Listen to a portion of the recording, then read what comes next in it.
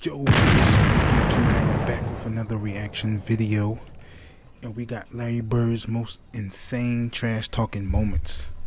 Let's get straight into it. Appreciate y'all. Let's get straight into the video. We ain't gonna waste no time.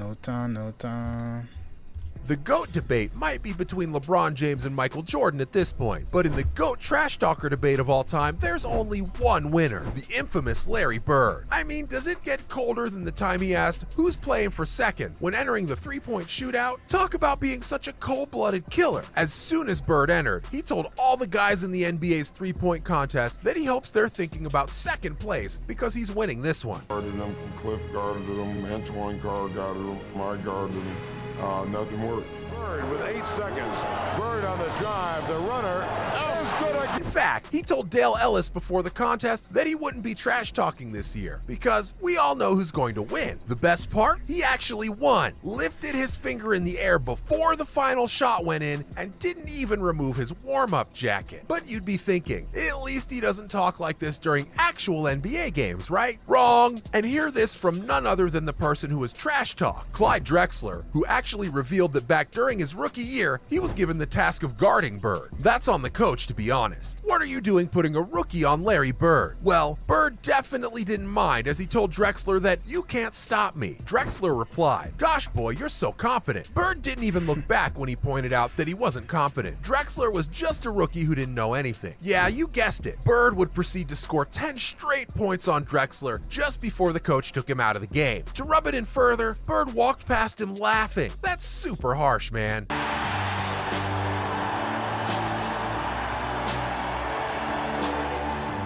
Larry Bird making his return from I dedicated my life to basketball, and I dedicated my life to the Boston Celtics.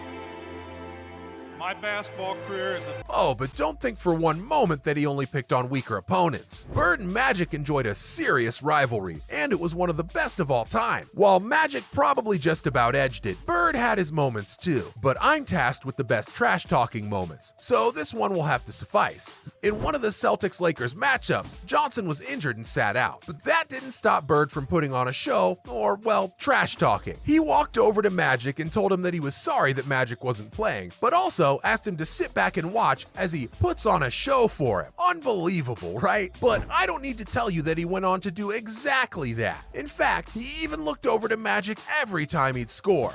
Well, I don't know if 70-some thousand can see it, but they're here. Probably watching on Jumbotron, but you know, it's amazing how the game has come so far and all the time they put into it to make it better. So the NCAA has done a great job, and it's just getting bigger and bigger. When we first came in, there's 32 teams. Now there's 64. However, this pales in comparison to what Bird liked to say before every game on the road. Yeah, Larry had a type of ritual before the games away from home. He would enter each building, and like many players, Bird would settle down while getting his ankles taped. Then, he'd look over to the mop boy or someone around and ask them to run along and find the scoring record in this building. As you guessed it, he'd go on to break most of these during his playing time. Larry used to come in the locker rooms, he'd be getting his ankles taped, and he'd say, you know, hey, ball boy, run in and go find the scoring record in this building. You know, he needed those kind of challenges.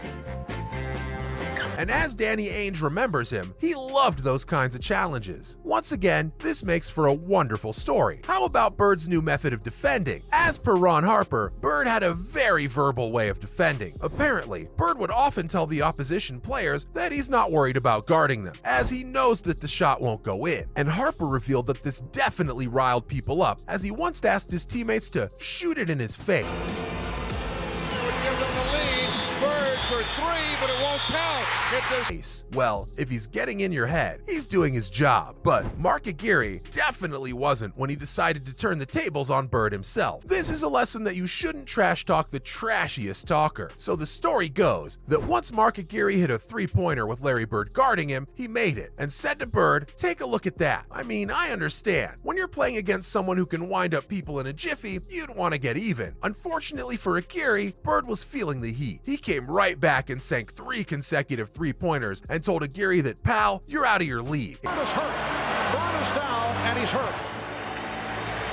And Larry Bird is headed to the locker room for treatment.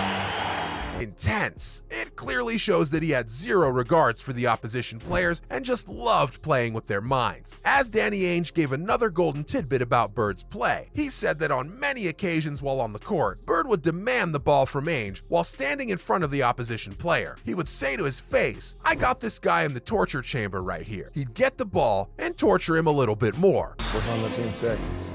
We'll walk out and Larry say, "I'm gonna get it right here, Ed, and I'm gonna shoot it in your face." While the player heard it and got dunked over too. He'd be a menace in the modern era too, no? He'll probably rack up a ton of technicals, but it'd make for such great viewing. But he'd probably leave dozens of players awestruck too, like he did with Javier McDaniel. Poor McDaniel. In a tied game against the Seattle Supersonics, Bird told McDaniel that he was going to get the ball right here, pointed to a spot, and then told him that he's going to shoot it right in your face. McDaniel, on the other hand, told him that, "I'll be waiting." Rookie mistake. I said, "I know I'm gonna be waiting." And he said, "I'm gonna get it right here. I'm gonna shoot it right in your face." Larry was a basketball genius. A mask of a hick from Finch Lick out as his calling card. And if you believe that for 1 second, you were going to get... Almost immediately, Bird made 2 baseline cuts and then posted the ball from the exact spot. Not one to forget. Larry turned and made the sequence in his face and told McDaniel that he didn't mean to leave 2 seconds on the clock. And he came out and right about that exact spot and shot a shot right in my face. And you know, he was like, "I didn't mean to leave 2 seconds on the clock." He wanted to shoot it with 0 seconds on the clock. I walked back to the sideline like, damn.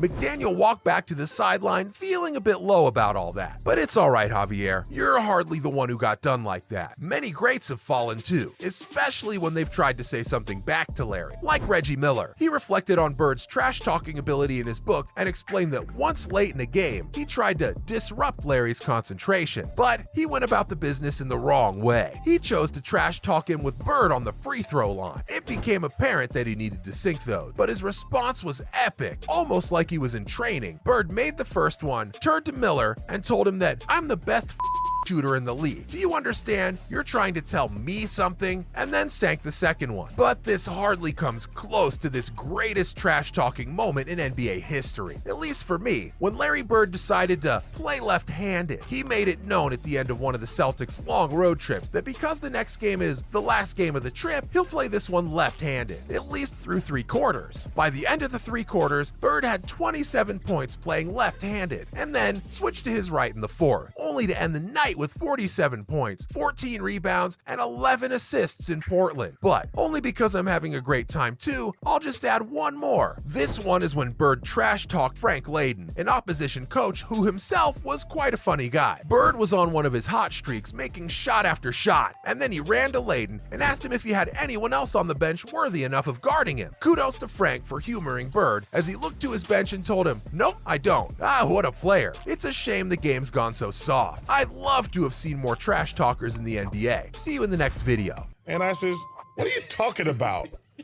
He says, "You guys are putting a white guy on me." The GOAT debate. All right, that wraps up this video. Dang, I don't.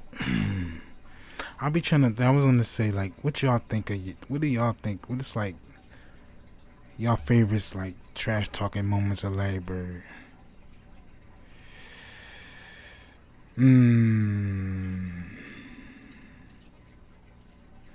What's the one? I think it was the one when it was like, I forget who was playing. Dang, I forget who was playing, but the one when he told I forget, he was like, "Oh, I told you so." Like, I think that was one of the ones that stood out for me. When he told the people, he's like, "Oh, I told you so." Like, he was gonna make the shot. I forget what team it was. If y'all know, let me know. But I think that was one of my favorite. I think for me, that was one of my, like, yo, I think that was cool. I think that was cool for me. But let me know what y'all think in the comments. I'm on to the next video. Subscribe if you're new. Hit that like button. Turn on that bell. Like I said, I got a giveaway coming. Also, that video I found, I didn't save it, so I gotta keep looking for it. It was another video I was gonna do. It was like 40 minutes long. I think it was like a full game. It was like 40 minutes. I gotta find it because I didn't save it. And I was looking at my history and everything, and I just could not find it. But anyway, I love y'all so much, man. On to the next video. And that's about it. We're gonna wrap it up here. Let me know what you think in the comments. You got some videos you want me to do, leave them down in the comments down below. Or you can send them to my email at thatphillyboy9@gmail.com. Love y'all so much. I'm out of here. Peace.